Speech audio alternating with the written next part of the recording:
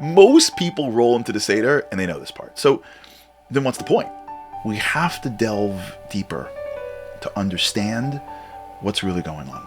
Every moment has a theme, and every nuance matters. And when you go through it, you come out a different person. So that's what we're going to explore together. The themes, the lessons, the reasons, the purpose. Because that's what this is really all about. We're up to the part of the story where lots of people come back. Many times in a Seder, it gets exhausting. People are leaving, they're going, they're spacing out. Usually at this point, we're getting to the end. You can feel it coming. And now you're up to Dayenu. And Dayenu's got one of the most famous songs of all time. Ilu, Ilu, Ho. So people know that. And so you could sing and do something, and it gets everybody more interested. And then you delve a little bit into Dayenu, and it doesn't make total sense, You know that feeling you get where you're like, Ilu, Ilu, Hotzi, na na na na na, below us. And you're thinking, really? Had you brought us out of Egypt and left us there? That would have been enough? And we keep on going because I guess so. Right? Ilo karalanu esayam. You take us to the Yam, below heavy run of Besocha Becharava. Wait. Had you split the sea and not taken us into dry land, that would have been enough? How would that have been enough? Right? Ilu shikat sarina besocho. Had you pushed our enemies out, and below Sipak Sarkinu, but midbar Abim Shana, and you didn't supply our needs for 40 years. Really? No water and food for 40 years in the desert? And we've been that was totally enough. I mean, yeah. Watching them die was amazing, and I didn't eat for 40 years, but it was worth it. When does it become worth it? How does this song make sense? And the truth is, it doesn't, but it's okay. To the end, and we're tired. So let's understand a little bit how powerful this song is and why it is one of the most important moments of the night and maybe of life. First, we'll understand something, that this is a structure here. Structures matter. 4 is a structure. 4 is an amount. And so when you see 4, you know that it's trying to get to something, which is, same Shem of Hashem, 4 kosos, which is why 4 questions is a structure. 15 is a structure. There's 15 Dayenus. There's 15 parts of Halo. When we say Kili Olam Chasdo, we'll do that later on in the Seder. There's 15 steps in the Beis HaMikdash. There's 15 Shir Maluses. 15th is the strongest part of the day. The month. Waxes and wanes. 15th is the strength, which is why we have our 2 major regalim, Sukkot and Pesach on the 15th. 15 is the gematria of Tov. So 15 is a big number, and it's a unit. It's a unit that's about kindness. It's a unit of strength. It's a unit of good. It means something. What is Dayenu? It's enough. So years ago, I had the opportunity to hear a class from Rav Noah Weinberg. Rav Noah Weinberg has a class on happiness. It's worth listening to if you can find it. And he speaks about why people are not happy, and he gives suggestions. And there's 2 suggestions that he gives for how you can live a happier life. The first suggestion is, if I remember correctly, sit down for half an hour. It's a worth investment, right? Be happy. And start to write a list of everything that you're grateful for. 30 minutes. So the first 5 minutes is everything with regards to health. Then a couple minutes later is going to be maybe family. Maybe you get to security, you're walking around, food in the fridge, whatever. 20 minutes in, you're done. You got everything on. Then you start pulling. You start realizing when this happened and that happened, and I can go into a car, and I'm not a slave, and I can control what I eat, and you start finding the nuances of your life, the way my knees work. I didn't have any, I didn't have this experience or that experience. You start pulling. Now, if you do this for an hour, by the time you get to minute 48, 50, man, you are seeing the nuances in the sidewalk. You are thanking the Kodesh Baruch Hu for temperature, for seasons, for the health of the food that you're thanking Hashem for refrigerators. one of the great blocks to our happiness and our gratitude in life is not only do we feel like we deserve, and by the way, I know this only because I live it, because I don't succeed at this. Not only do we not think that we deserve things, not only is that arrogance, that chametz in our hearts that tells us that Maggid, it's coming to me, they owe me. And when I don't get it, it bothers me. We do that with Hashem all the time. Why don't I have? I'm such a great person. I do all these good things. We do it with our families, for sure. This feeling of I deserve, or it's coming to me, or I expect, is what causes a lot of our happiness.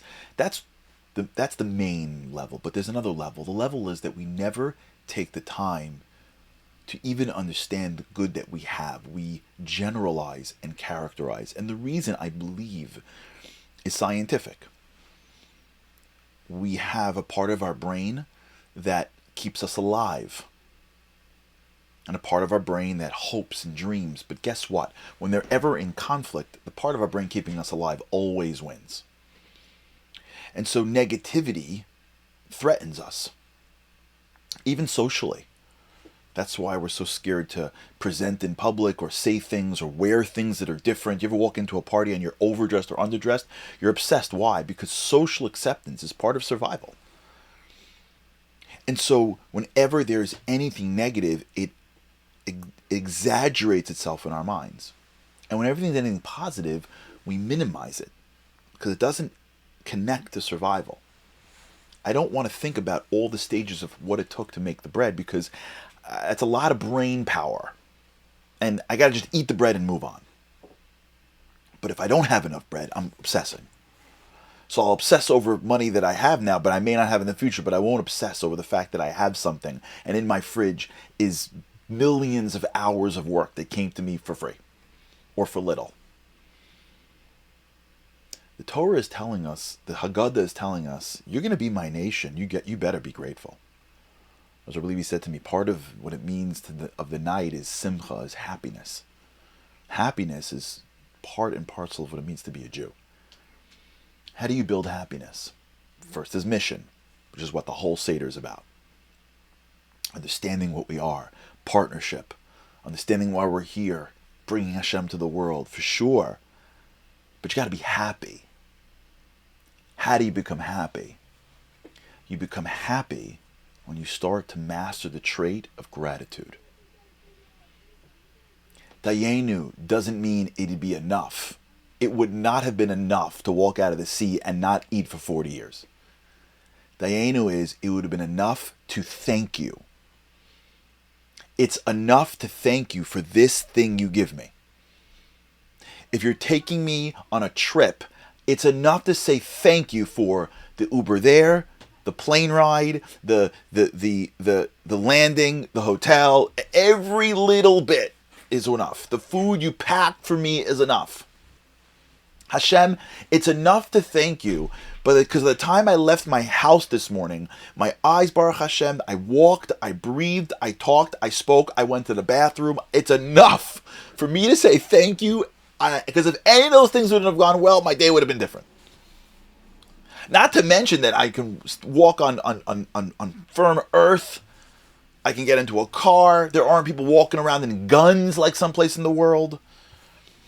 There's something called money that I can use in a currency that's not being devalued. I've got a phone. I got so many. It's enough. It's enough. If you get to your desk and you do Dayenu from when you wake up to just your desk at 8 a.m. in the morning, 9 in the morning, you're blown away. And if one thing would be different, you'd be blown out.